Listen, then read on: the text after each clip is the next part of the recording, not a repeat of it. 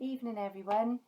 Right, I did say I would come back and do just a short video on polio, just because when you're first getting into debates with people on vaccination, the two things you will always see come up: smallpox and polio. Now, neither were eradicated by vaccines anyway, but I'm going to concentrate on polio today and actually what it is, and you'll be quite surprised how it's the same sort of scenario with what's going on today, funnily enough, but for a different reason. But I'll talk about that in a bit. So, what is polio, first of all? What actually is it? What are the symptoms? So, the symptoms of polio is nerve damage, stiff joints, a stiff neck, paralysis.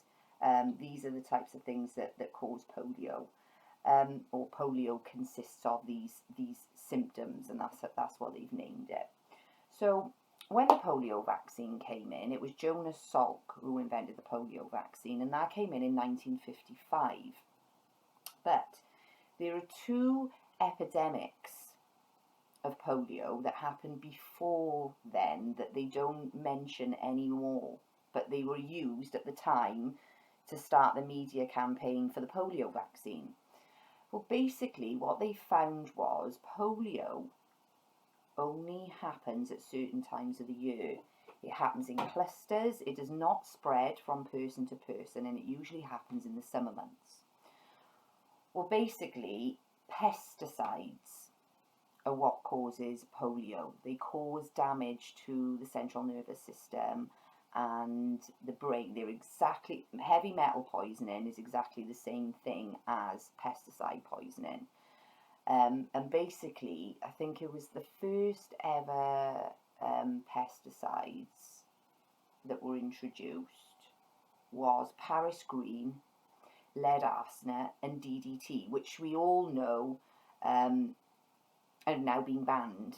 Monsanto made these three pesticides. Now, a pesticide is designed to destroy the central nervous system in bugs. And it does exactly the same thing to humans, and they knew this way back then. Polio was caused by industrial, agricultural, and horticultural pollution, basically, and it only happened then, and it was temporary. So basically, they may have had polio, the symptoms from the poisoning from the pesticides, but usually it did actually go away. Anyway, I've put a bit of a thingy by here just to keep me on course, because I know what I'm like. I end up going off all over the place, so I've actually written it down to keep me on track. So yeah, it's created by industrial pollution. It was created by industrial pollution, and it was always found years and years ago. It was an enterovirus, completely harmless, but something was obviously making it happen. Something was creating these symptoms in people, and it was the industrial poisoning with pesticides. And we know they're banned now anyway.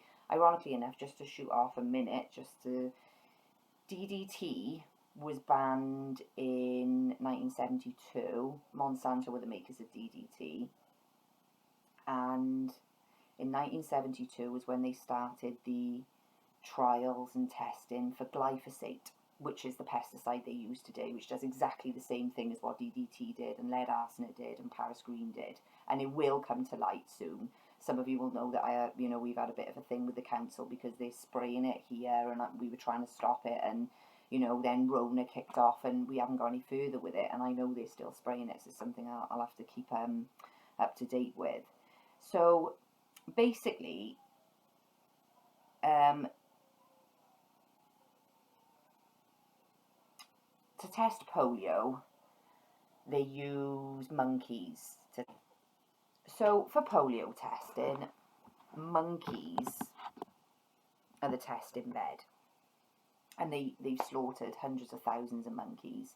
And basically what they did is they got some Mintz disease spinal cord from a child with infantile paralysis, and they injected it into the brains of two monkeys. Well, one of them died, and the other one got really, really sick. And they opened the monkeys up, and they found that the central nervous system, obviously, was damaged, the same as in human paralysis. And very, very vicarious testing. They do that. People are under the impression that once a vaccine is once it's ready to go, that it's all been tested and it's all been trialed and it's all safe and it's all effective. It doesn't work like that. It's very, very shoddy testing. So yeah, basically monkeys are the testing bed for it. So in 1954, Jonas Salk had already sold his vaccine to the whole world, despite the things that were going on behind the scenes. Dr. Bernice Eddy was in charge of US government safety testing, and she basically stated she had done her own testing in her lab, and she stated that the vaccine was causing severe paralysis in monkeys. So they basically told her she's not to work on the polio vaccine anymore, so she didn't. This is how they do it. Anyone to actually show an unfavourable outcome to the vaccine industry is just simply struck off and called a quack. This would be very, very evident anyway. So basically, the vaccine was approved, as we know, in 1955. And within about 2 weeks, it already started to show really bad reactions. It really bad. And it was very, very evident. But obviously, at this point, Eisenhower, who was the president at the time, he had endorsed it. The UK had endorsed this vaccine, and everybody thought they were all, after they'd scared everybody with their media campaigns as they do, this vaccine was promised to the world and whatever. So there was a period of time where they did step in and stop it but it was only about a week or two, and they put new regulations in after that to carry it on through. So basically months passed and more cases. So in Boston, I think despite 190,000 people being vaccinated, there were hundreds and hundreds and hundreds of cases of paralysis. And this was getting more evident as time was going on.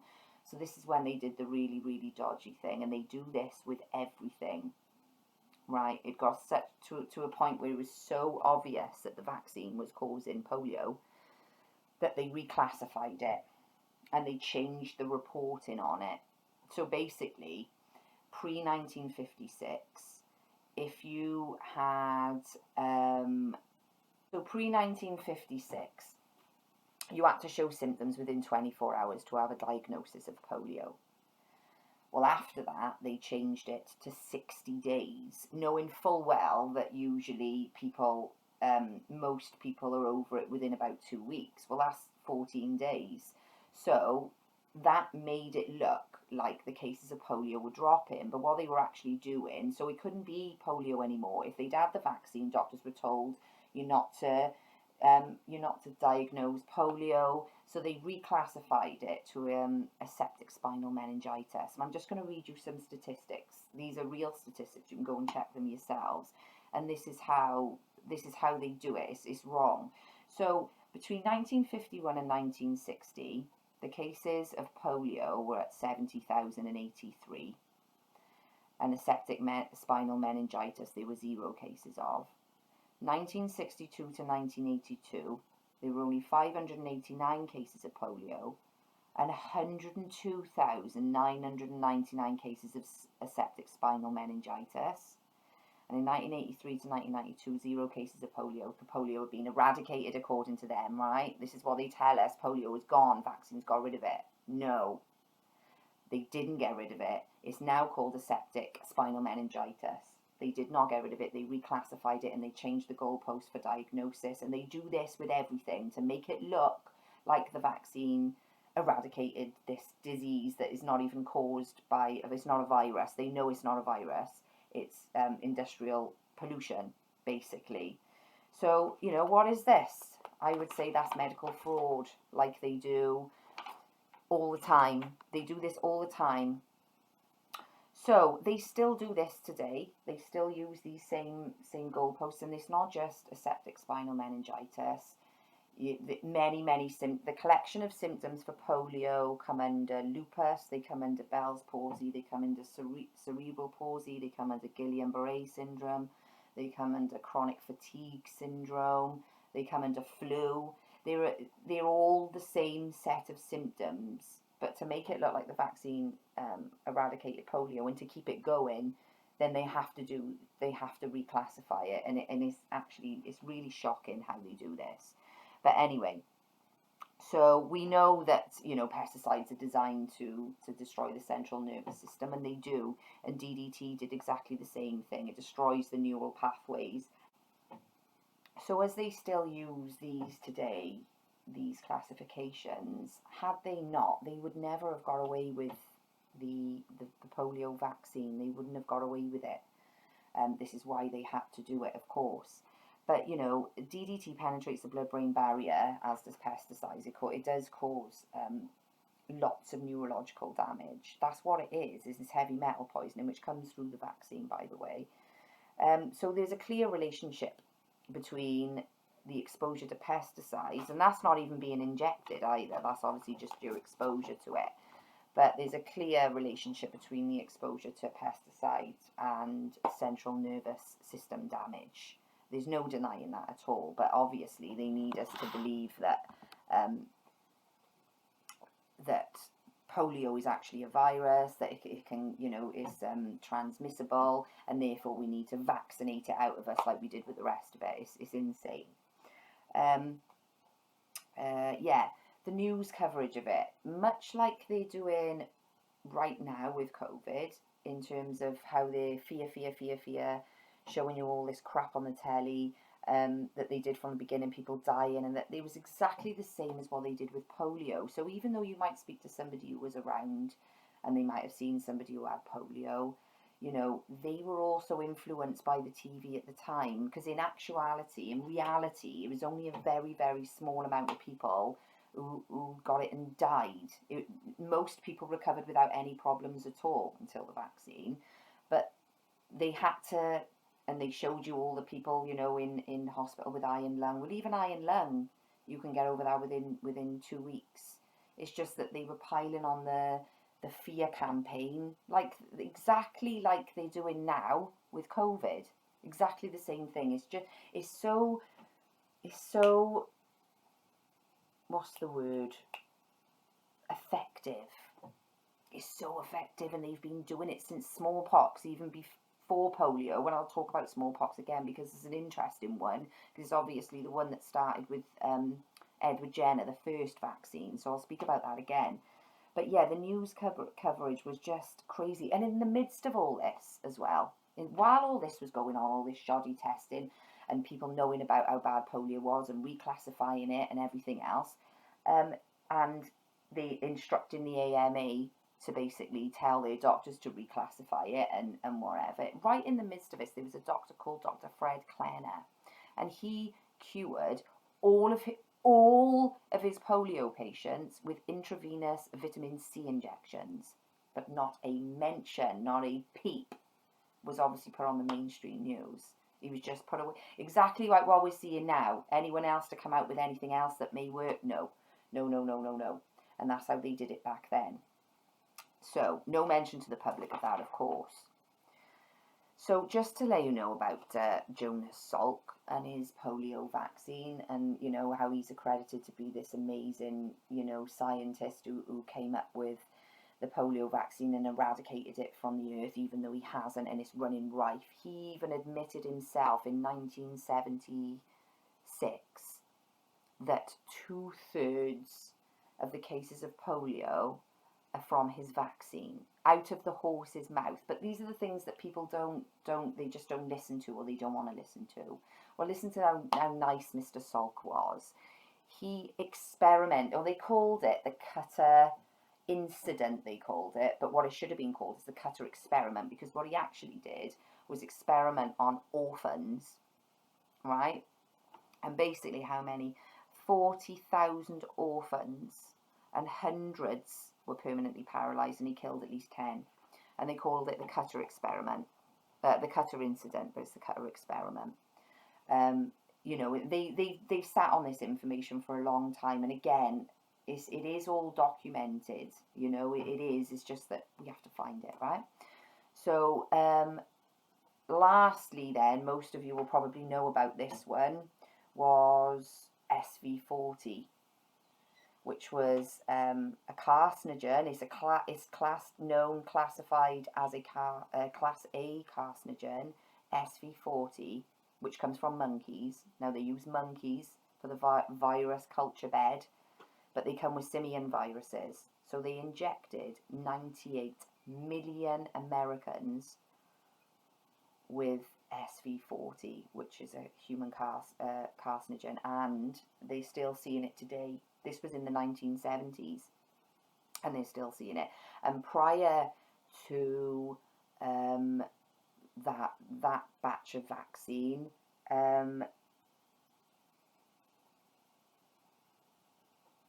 I forgot what I was going to say. Prior to that vaccine, bone, lung, and brain cancer were unheard of, and it's not even. Cancer skyrocketed, and I mean skyrocketed, from the introduction of mass vaccination. That's where they cause cancer, and SV40 is a prime example. The CDC even admitted it on their website at one point. You can't get it anymore because they took it down, but I've actually got, as long as it's still on in my favourites, I've actually got a copy of it from before they took it down, where they admitted it anyway. So, you know, you would really be hard pushed to find an unvaccinated person with cancer. And cancer skyrocketed when mass vaccination was introduced. That's documented too. You can have a look. So basically, SV40 being put into humans, again, it was another something. I mean, this is crazy. This is mass, medical fraud, and it's all fraud, all of it. I mean, every single vaccine. But if we're going to go through them and find the story of each one, then I'll do it like that, or I'll do smallpox next. But so polio is a disease caused by environmental toxicity, but mainly pesticides. So industrial, agricultural, and horticultural pollution doesn't spread. You can't catch polio. It happens in clusters, usually during the summer. And this is the same thing now, only they won't call it polio anymore. They'll call it something else, fibromyalgia or something. Same thing. This is the thing, this is how they do it. The collection of symptoms are essentially the same, because it's all from the same toxin. It's just that they give it different names because they can't say it's polio, because polio has been eradicated according to them. No, it hasn't. It hasn't been. And there's a really good guy, what's his name? Jason Christoph. He's a fantastic vaccine researcher, and he did an amazing article, really, really, really in depth, with all the sources about polio. I'll link it to the bottom of this video, actually. Anyway, I'm going to shoot off. I just wanted to, just because the polio thing comes up all the time and is so frustrating. So I guess the simple answer would be, while you're debating, well, it's reclassified as aseptic spinal meningitis, MS, GBS, CFS, Bell's palsy, cerebral palsy, the paralysis. It's all the same thing.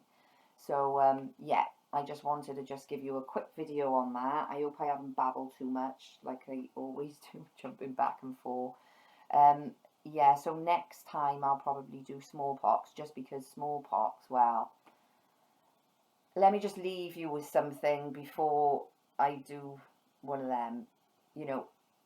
Everyone, or people who don't understand the vaccine industry at all, will always bring up, especially, it's just something the media does. As soon as the media jump on, people just blindly say things, and they will always blame. Whenever you're reading an article about the MMR or something, for example, or measles article, guaranteed the last couple of sentences will be about Andrew Wakefield, and they always blame Andrew Wakefield, right, for bringing the anti-vaxxers out in force. well, he wasn't the first person, and anybody who's actually read his paper knows this anyway. It's another thing that does my head in. Most people will just go, oh, he's a quack. Well, that's what the telly told you, because he's not a quack. And have you read his paper? And his usual is no.